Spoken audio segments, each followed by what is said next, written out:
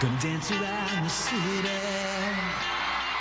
sing a song just like a southern melody. Mama, you're a dancer.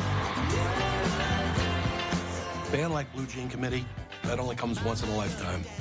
Those were amazing shows, and the people that are there really mark the times in their life by the time they spent watching the Blue Jean Committee. For the 2 years that record was popular, it was like Fleetwood Mac Rumors. Every song was a single, and every single was great. I was completely blown away by that record. We'd all tried to capture that thing, but they really got it. That was the quintessential California record. Catalina Breeze, the fantastic album of the 70s. In that moment, they were on top of the world.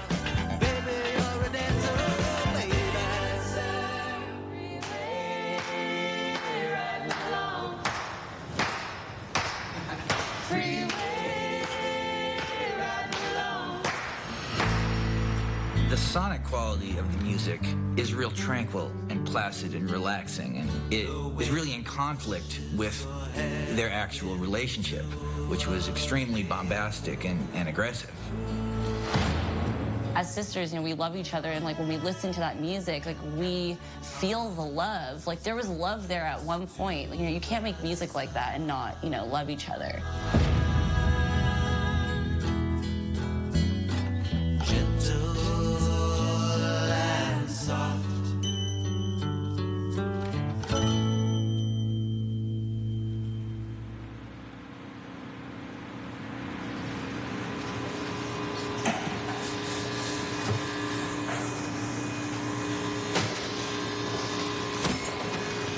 Morning. Morning.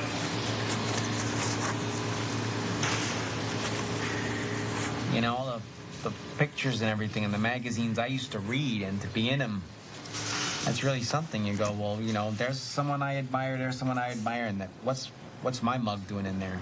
So that was really nice, and it's very thankful for every moment that someone said something nice. It meant a lot to me. When the camera's here, right? So it was a good feeling. My name is Gene. I live in Chicago, and apparently you guys are interested in talking to me about the Blue Jean Committee. Yeah, it's a glamorous job. You know, you do it for the love of it. Yeah, I'm not mad at Clark, you know. I mean, to be honest, I haven't thought about him in quite a few decades. Perfect. I've got a lot of good memories, but as far as, you know, thinking about what Clark is like, but it's been a long time since I've really thought about him. I haven't seen him in a long time.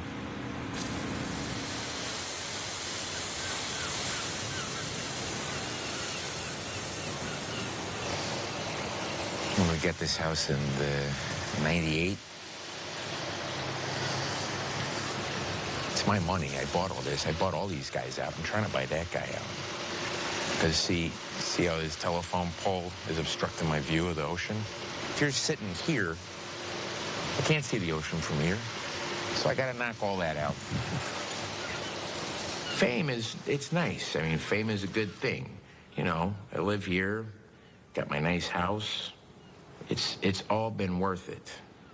When I look at what I've got, I say, thank God I thought up this Blue Jean Committee thing.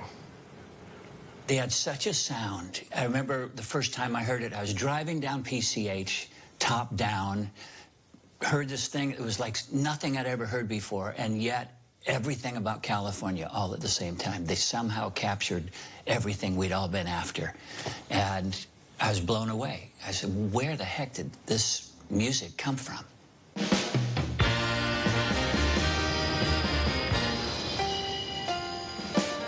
Well, I'm Chicago born and bred. People always said I was a bit of a handful, which was probably a nice way of saying I was a little dickhead. My pop was the foreman at the old Vienna beef factory over on North Damon. My parents both worked at Schwenke's Sausage and Rendering. That's where they met. Schwenke's is the best. Mom did quality control. She took it real serious, and my dad worked on the line. He was a packer. I used to play with the hairnets to bring him back home. But mostly I liked playing music. My earliest memories were loving all the doo-wop groups. This is going back a long ways, you know. Doo-wop is, it's not just oldies, it's ancienties. So me and Clark, we met at sausage school, and we knew each other from, you know, the hallways and stuff. I saw him here and there, and I think he was kind of a troublemaker. I was on the wrestling team, Pee Wee state champ, 102-pound division, 3 years running. Thank you. In school, I'd play little assemblies and stuff, and I'd play for everybody, and I'd play Glad All Over by the Dave Clark 5. You know, and I love being on the wrestling team. Wrestling team was a great thing, but what the problem was, I started noticing that the guys with the guitars were getting more chicks than the guys in the team, which, you know, I didn't like. So one day, Clark finally comes up to me, first time he'd said anything to me, and he says, hey, you're in my group now. I don't think there was one moment when Gene and I decided to become a band, to be honest with you. It happened very organically. I said, okay, we're in a group now. Can I go down the hall? He says, no. We're in a group now, starting now. I said, okay. So we dropped out of sausage school to play music. Mom and Dad didn't like the music thing. You know, now their little Eugene Skrocheski is Gene Allen, and he's singing all these ootsy-tootsy songs to a bunch of dopers on the north side. Me and my gal pals thought it was pretty cool, though. I think Doreen Brzezinski blew him, or at least a tug job of some kind took place there. First time I heard Gene and Clark, I was just coming out of Philadelphia and was living in New York and traveling, just starting to tour all over the world. I wouldn't call it a brand new sound, but it was so much of its time. And I was going, okay, man, these guys, I think maybe they have a future. Me and Clark, we just went out and we played, you know, open mics and diners and pizza places and whoever would have us. And so we gotta find a recording studio. We gotta, you know, where are we gonna do this at? In Chicago, there wasn't a lot of places. So I booked us some studio time in this little place over on the north side, Capstone Studios. The original Capstone Studios was opened in 1967, at the corner of Clyburn and Halsted.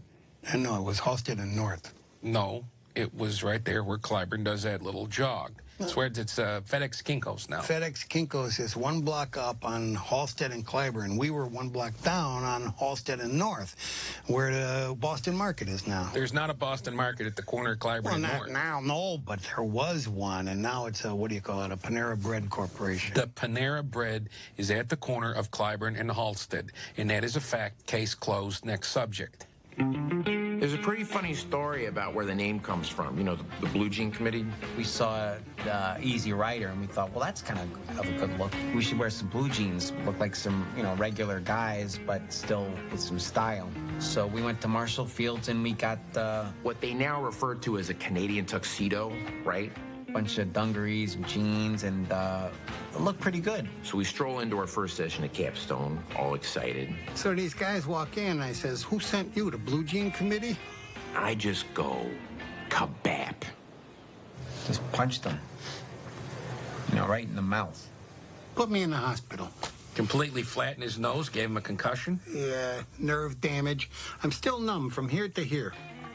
The funny thing is, a couple days later, Clark comes into the same exact room. He says, you know what we should call ourselves? The Blue Jean Committee.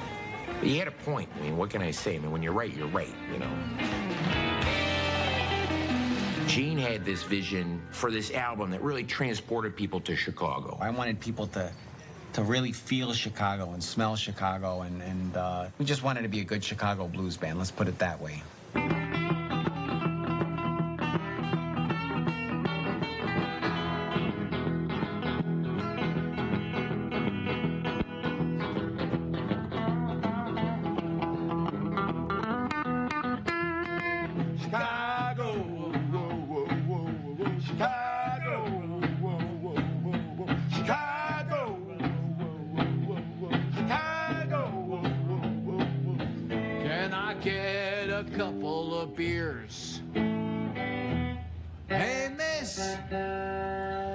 Should tune that up a little bit. 1, 2, 3, 4. So we cranked out 2 records, Lickety Split, our debut, St. Stanislaus Matinee. Hey, miss, can I get a beer and then a couple of beers? Hey, miss. Then in February of '72, put out 221 Pulaski Parkway.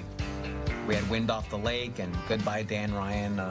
Lip Service, that's about mustaches. Lip service.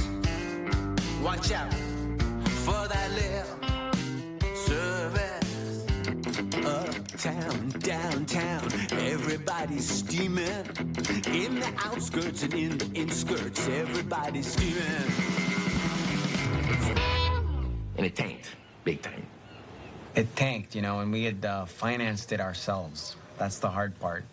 We were out of cash, up to our eyeballs, and remaindered LPs. I think it hit Clark pretty hard. Oh, things got bad. Clarky holed himself up in this little apartment over at Wabash and Cullerton, tried to drink himself to death. Wabash and Cermak. Cullerton, we're not going through this again. I went to a dark place, man. Drinking and drugging, I was paying for sex. I'm walking out of Benny's with a 12-year-old style when I saw the most beautiful sight. I saw 2 seagulls cruising along. It got me thinking about the ocean and the sand and beach balls and, you know, stuff like that. And, you know, for the first time in a while, I felt good. It wasn't until I sobered up that I realized that the birds were pigeons, but who gives a shit? I mean, it's a better story with seagulls. Then Clark called me and said, we're going to have a meeting. He says, you know what? Chicago. I said, nobody says Chicago. He says, California. We're going to be a California band.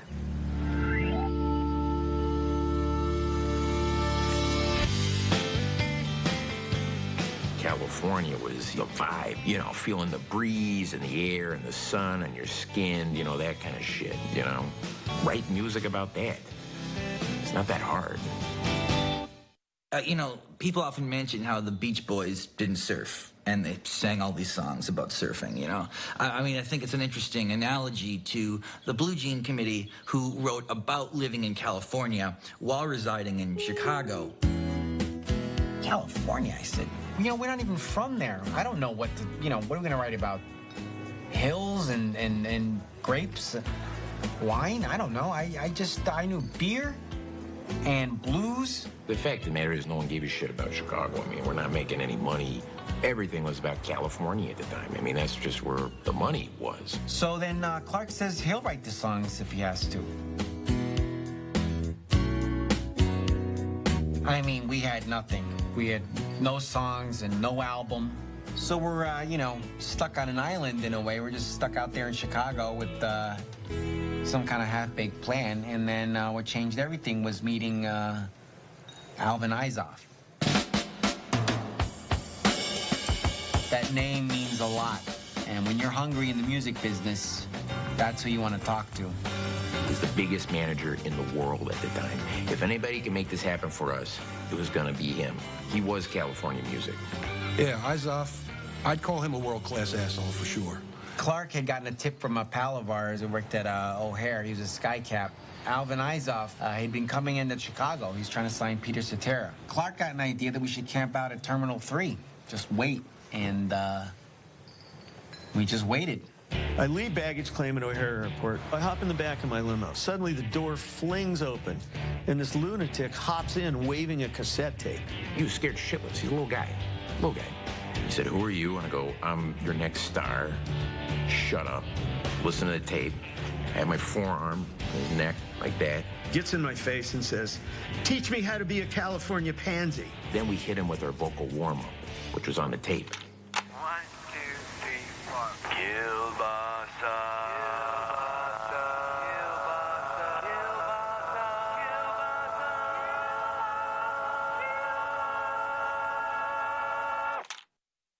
Boy, could they sing.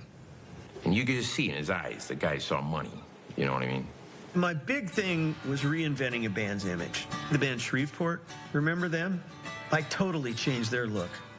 The whole California thing, however, was a major issue. You gotta remember, we'd never even been there. I gave up after about 6 hours. I said, "F it, let's just fix the wardrobe."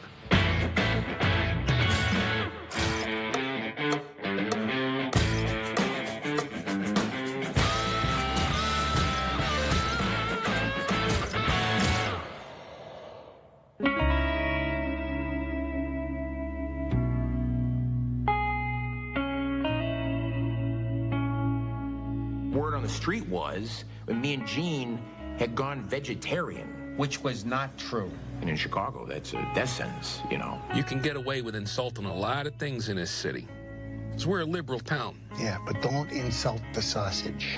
Then my cousins caught wind of it, and they went bonkers and firebombed my apartment. Almost killed me and the girl I was banging at the time. I mean, it was nuts. Yeah, that was a scary time. It's the first time in my life I ever wanted to get out of Chicago. And that was the key to everything. And so we had a hole up in the studio. It was the only place we were safe, which was a weird blessing in disguise, because that let Gene, this little dweeb mind of his, was able to come up with something, and that became the Catalina record. Every song on that record is incredible. Yeah. Every single one. I mean, like, now it's like everyone talks about, like, what are the singles on your record? I mean, every song on that record could have been a single. Was a single. I mean, it's like, I don't even know how they chose. Monday night, we roll tape.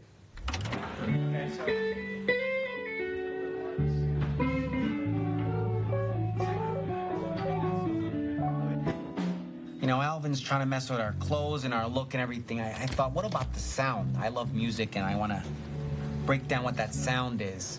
I found it, the harmonies and the vibe of the whole thing, and somehow the lyrics were there, too. Wise men say if you want to know a man, walk a mile in his shoes. You know, what's crazy is it was so fast. You know, it was one night, you know, and we were exhausted, and Gene just wouldn't stop. They recorded 6 #1 hits in 72 hours. Not just the hits, but like the whole record. When it gets rough, yeah. Strap him on, lace him up, put on my walking shoes. The songs just started coming. It was like Gene had flipped a switch. Walking shoes. She's going to Hollywood. Montecito Memories, you got Hibiscus. That old Funny Feeling. Satin Symphony. Gentle and soft. Gentle, I mean, All career-making songs. Yeah. And I needed something that distinguished me from everybody else, not just in the BJC, but everybody else in the game. So we were laying down vocal harmonies, you know, a standard issue way. As a singer sings a fifth, he sings a seventh, but it sounds like everybody else. Nothing unique in that. No, and then Clark found his own thing. It was magical. It was like a signature sound. I don't know. I just kind of bear down and I get up there. I can sing pretty high, you know.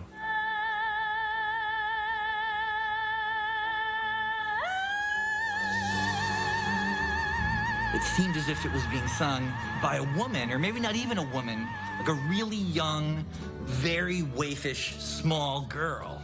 Didn't want to let Clark hear that. No, you don't let him hear that. You'd have a boot up your ass real fast. Falsetto is a very phallic form of singing. It's very manly. It's very, got a lot of confidence, got a lot of strength. Catalina Breeze, that's one for the ages.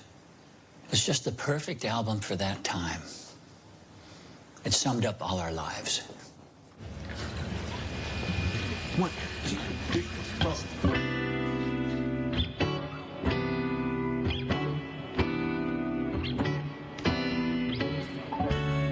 TV says you got them high-class blues.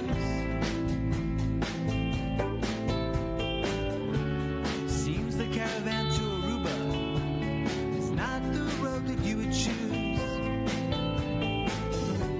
A bar stool intellectual, a master's degree in small talk, and going to the movies. Catalina, Catalina, Catalina, Catalina.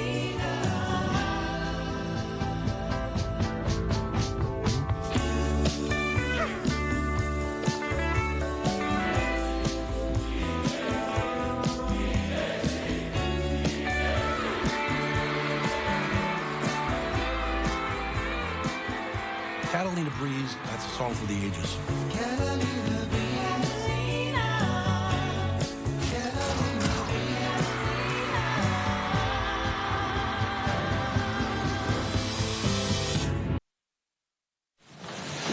Let's go.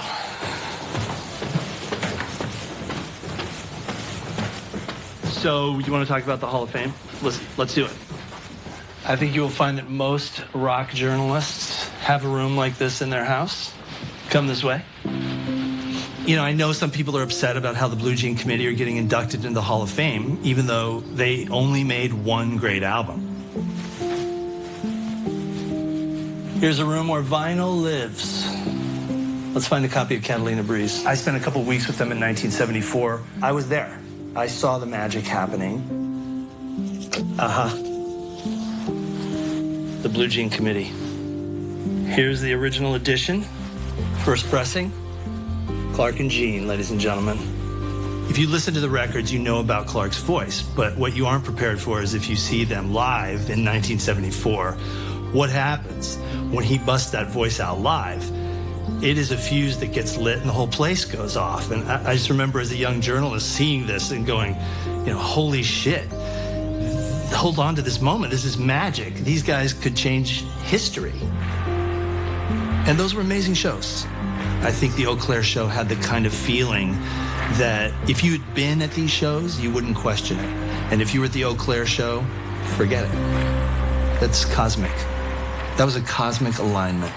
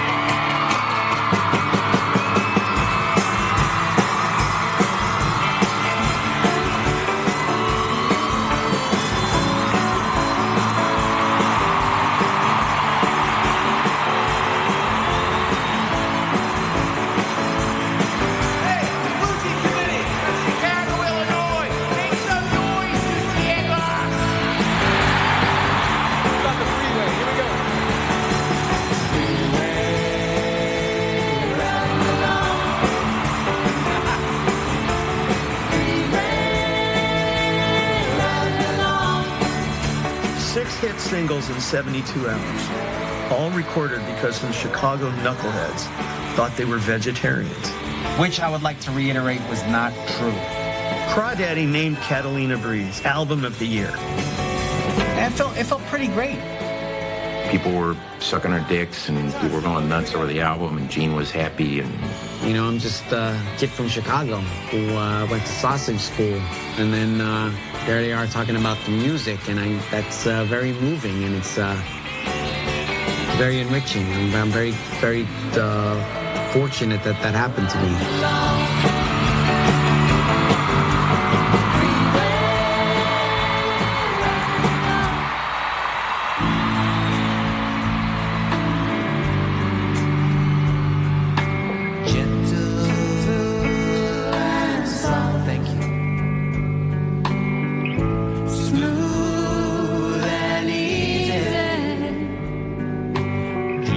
It's strange to have a band that big disappear so quickly. When people start as kids like they did, it's a real challenge to stay together because people, as they mature, they go in different directions. You become more of yourself. Tension ratchets up and it's gonna explode. And it did.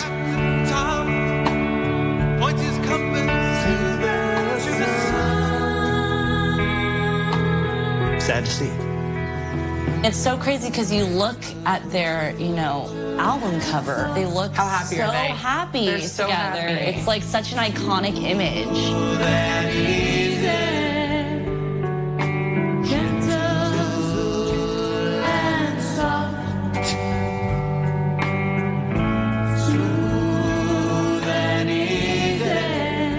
When they sang together, it was like nobody else. There's never been a duo like them. It's just a shame.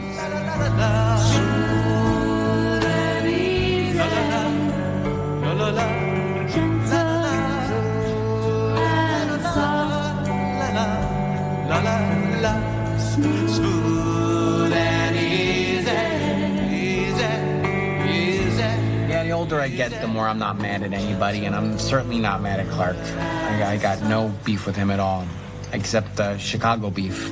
It's a little joke. Let's hear everybody. Gentle soft. You sound beautiful tonight. Smooth and easy. Now just be quiet, everybody. Just hear it in your head.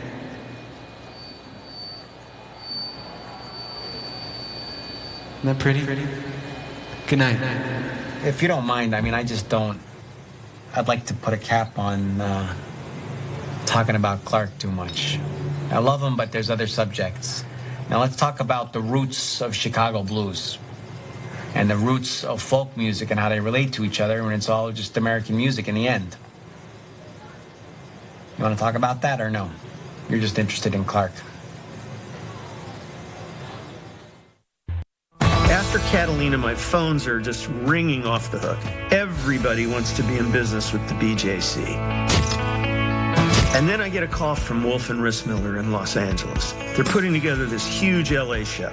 Joni Mitchell, Jackson Browne, Poco, David Blue, America. And they want the BJC to close. Place was packed.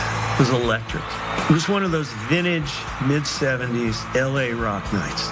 We get invited to this concert. It's huge. It's like the biggest names in California music. And so we're backstage and we're having a good time. And then this one lady walks up and says, "It's great to know the cause means so much to you guys." And I'm like, what? What cause? In retrospect, I probably should have told the guys, but really it was just my job to get them there. I run off and I grab one of these little programs, and there it is, larger than life, on the cover, Animal Rights Now. Animal Rights Now? Where the are we? All of a sudden, the California vibe just melted away. I play an anti-abortion rally before I play an Animal Rights Now rally. You. And they were just two Chicago guys from sausage families. Or as they'd be the first to tell you, a long and noble meat tradition. A long and noble meat tradition. Before Joni goes on, one of the activists starts this "meat is murder" chant. You know, I look over at the guys, and their eyes are just like lasers. I mean, this wasn't about dogs and cats and stuff. This was about being nice to cows and pigs. I mean, are you joking? I mean, what world am I in right now? We were kind of trapped in the middle, you know, and what are you going to do? You know, there's 100,000 people waiting to see you, you know, and we were backstage, you know, it was kind of too late. I really wasn't worried about Clark. I told him if he went out there and said how he really felt, it was all over. No more money. So yeah, I chose to put the band above my personal feelings, okay? And then I just had to convince Gene to play the gig. Well, Clark wanted to do it. He didn't have a problem, apparently, much to my surprise. And I'm a sausage man. You know, for me, I just wanted to stick to my guns and be the sausage man who I am. And I just didn't want to turn my back on the sausage community. I won't. So they go on. Clark was fine, but something cracked inside of Gene.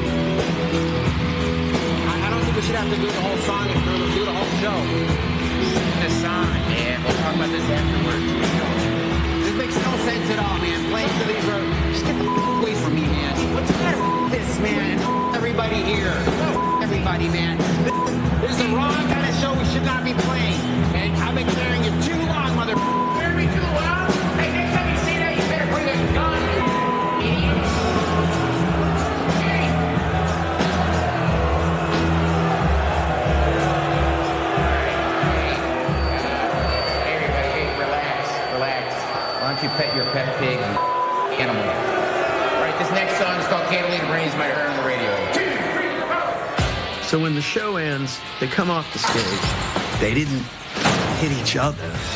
They took it out on each other's limos. It was like watching Demolition Derby. That was the end of that. They had had such a sound, you know, it's just a shame that they still hate each other that much that they can't get together one more time and just get that blend for us. Well, it's the great what if, you know? It's like, what if they would have done another Catalina Breeze? If they hadn't have broken up? Can you imagine where they'd be today? The Blue Jean Committee, I love those guys. Still do. But they were the two dumbest mother I ever met. And I work in the music industry. I mean, I regret blowing up like that, but there must have been some show to see. Boy, I'd like to see that a couple times, a group breaking up right in front of you. We were the Blue Jean Committee, which means we're a group and we agree on things, and he turned out to be more of a kind of a crooked CEO doing his own thing. And I said, I don't want to, you know, partake in this anymore. After the band broke up, Gene completely stopped playing music altogether. He moved in with me for a while, but then my husband Jim had to kick him out because he caught him explaining the Dorothy Stratton murder to my 8-year-old daughter. His mind was just shot. So yeah, they were saying, you know, well, we lost Gene, we don't have Gene anymore, what are we gonna do? And I thought, well, luckily I legally own the name, the Blue Jean Committee, and most of the publishing rights. So in 1978, I did Reborn with my cousins, which no one liked. I think the Rolling Stone review just said no. And it wasn't until 1986 that I was lucky enough to discover my true passion, which was marketing and managing the Blue Jean Committee's back catalog. I think a romantic would be disappointed in how it turned out. Clark Honus, of course, became a gazillionaire, and Gene went back to the sausage factory where he began. It's almost Shakespearean in the size of the story. Gene created the world, Clark sold it. Great, so welcome to the showroom. This is where it all really started, right here with the Catalina coolers. This is Rhythm and Blueberries, pretty amazing. This is the original one. This is the one that launched us right here. That's just the Catalina cooler with the lime. Why am I drinking this? Oh, I love that album. It's big at Dog Tracks. The Blue Jean concoction for the urban market. I wouldn't drink it, but they seem to like it. This is a guitar that I do not know how to play. We get this. This is a very exciting. It's a co-sponsorship with Jose Cuervo. This is a limited edition, real nice. This is what bought that pool out there. They made action figures out of us. There it is, if you want to pop in on that. There's Gene. Yeah, it looks just like Gene. They did a good job. All right, well, that's the showroom. Enough of that.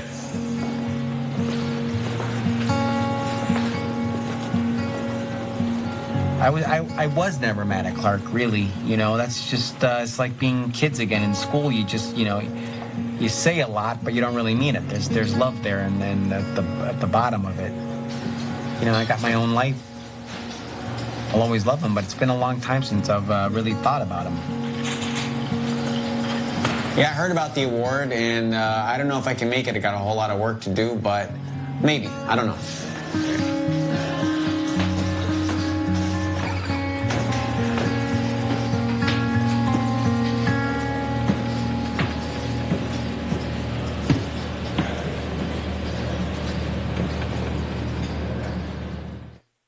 You know, they still play our songs on the radio, and I mean, I still get recognized all over the place. I mean, there's a lot of fans out there.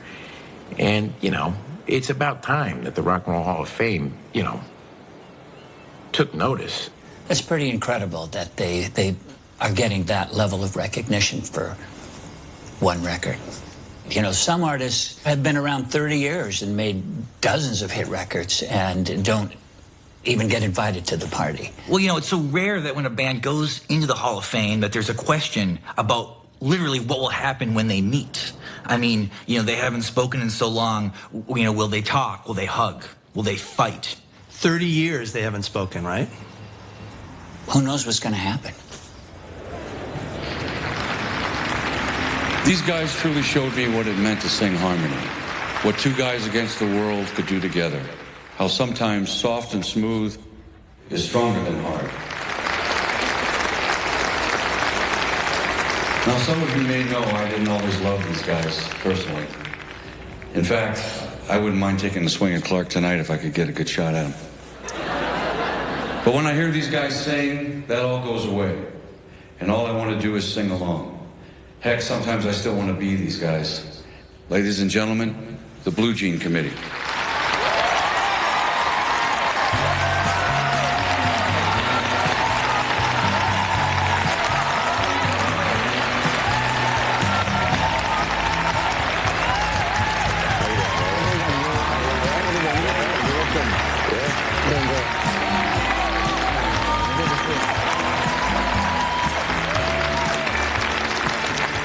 There's a lot of people we should thank here tonight.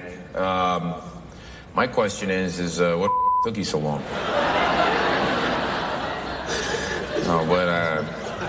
We got our manager, the Grand Shyster himself, Alvin Isoff. He made us a lot of money. Did a good job. And I also want to thank this guy here.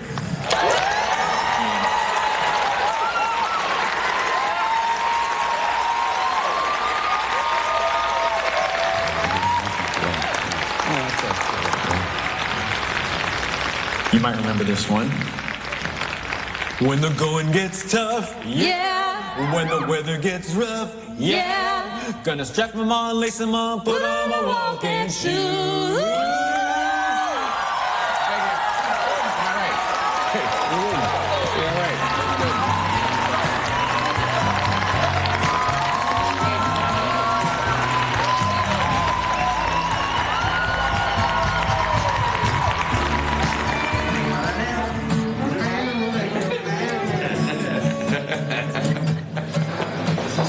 And I think they had at least two of the microphones. Oh, there he is. There he is. That's good to see you. How you doing? Oh, a little bit. Yeah, that was good. Yeah. Yeah, it was all right. Yeah, I thought it sounded real good. Yeah, it was all right. It was all right. Oh, you're looking good, and yeah, you too. I haven't worn a tux in a long time. Yeah. So the crowd, it was a good crowd. The same size that they had in every other year. So. Yeah, well, you look good. You look good too. Yeah, you come out to LA at all? Or? Nah, not a whole lot. Once in a while. Well, see, I get out to Chicago sometimes. Yeah, I get out there sometimes. I'll call you. Yeah, come by. Yeah, all right. Yeah. All right, good to see hold on, you. wait. Got the Catalina coolers for you. No, I don't really, yeah. Well, I'm happy for you. That's good. Yeah, no, it's good. Yeah. Got it all worked out. All right. It was good seeing you. Good seeing you. Good seeing you. Good seeing you. Bye. Thank you.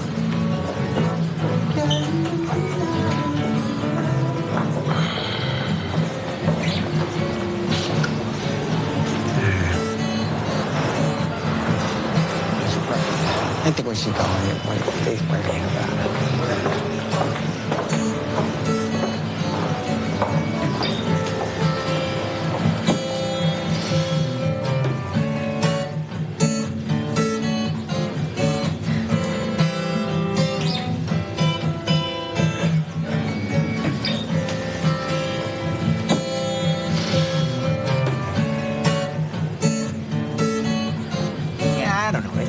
I think we wanted different things, and that happens. And I like the California songs. It enriched my life.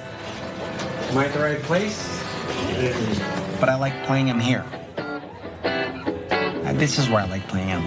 To a packed house, right there, Mike? Your philosophy's a ticket from a high-class magazine. And going to the movies. Catalina breeze, Catalina breeze.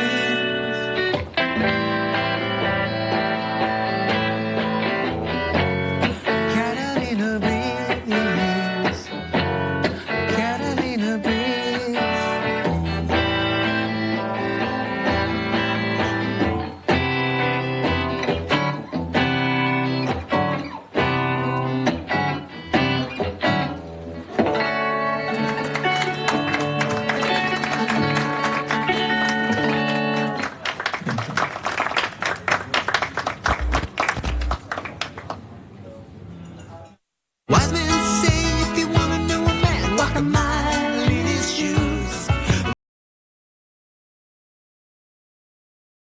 It's Parachute Adams. Parachute Adams. Adios, amigo!